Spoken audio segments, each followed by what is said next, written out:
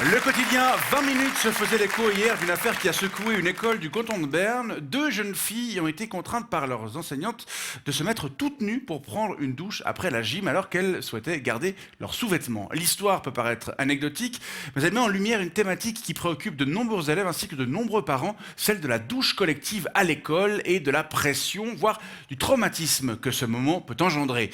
Plus généralement, c'est la question de la contrainte qui se pose et on va en parler avec vous.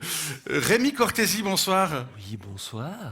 Alors, vous dirigez une école établie sur la côte vaudoise et dans laquelle vous vous targuez de ne jamais recourir à quelque forme de contrainte que ce soit. Oui, c'est le soleil du cœur.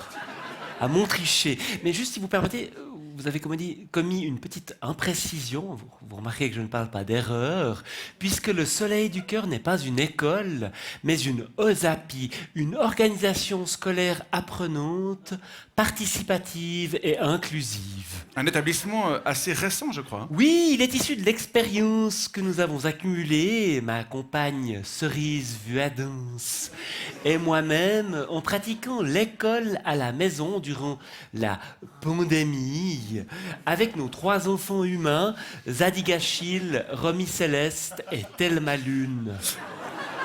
Ce n'est donc pas un établissement public. Ah mon Dieu, non, quelle horreur!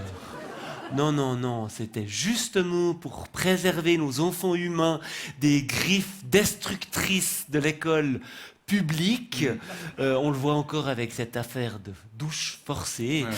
que nous les avions coéduqués à domicile, et c'est justement pour offrir à d'autres cette bienveillance autonomisante décloisonnée que nous avons ouvert le soleil du cœur. Qui sont vos élèves? Alors, ce sont les enfants principalement de nos amis et camarades de vie au sein de la Codacola, la coopérative d'habitation collective alternative à Montrichet. Et les enseignants? Alors, il n'y en a pas d'attitré, n'est-ce pas? Chacun, enfant comme parent, choisit de transmettre à tour de rôle ce qu'il estime être en phase avec son système de valeurs. Oui, il n'y a pas de dépositaire du savoir, pas de cours transmissifs, D'accord. pas de sanctions, pas de récompenses, pas de hiérarchie. D'accord, mais comment vous établissez un programme, par exemple? Eh bien, ça dépend des envies de chacune et de chacun, n'est-ce pas? Ces dernières semaines, par exemple, on a travaillé sur l'Appenzeller Dutch, sur les ceviches et sur le sable. C'est assez varié, mais concrètement, comment vous faites? Eh bien, concrètement, avant-hier, par exemple, un petit groupe s'est initié à l'Appenzeller Dutch, qui est parlé par Jürgen, un tout nouvel habitant de la Codacola. Donc, 2 heures ont été consacrées À l'apprentissage à de la l'Appenzeller. découverte, à la découverte. D'abord, la découverte. On n'apprend pas, on On découvre. découvre, oui. C'est pas du tout pareil. Non, je sais pas, mais... À la découverte, disais-je, de l'Appenzeller Dutch, 2 heures qui se sont conclues par le constat unanime que c'était moche et qu'on n'allait pas insister, n'est-ce pas? Et alors tout le petit groupe concerné a rejoint le groupe Sable. D'accord. Mais... Enfin, pour faire quoi? Pour découvrir le sable. Ok. Mais vous faites aussi je sais pas, des maths, de la grammaire, de l'orthographe, de la gym. Alors oui, mais de manière transversale et participative. Oui, toujours en interaction avec la nature. Par exemple, nous comptons en base trèfle. C'est quoi? Ça veut dire quoi, Bastien? Eh bien, un trèfle Ouais. possède 3 feuilles.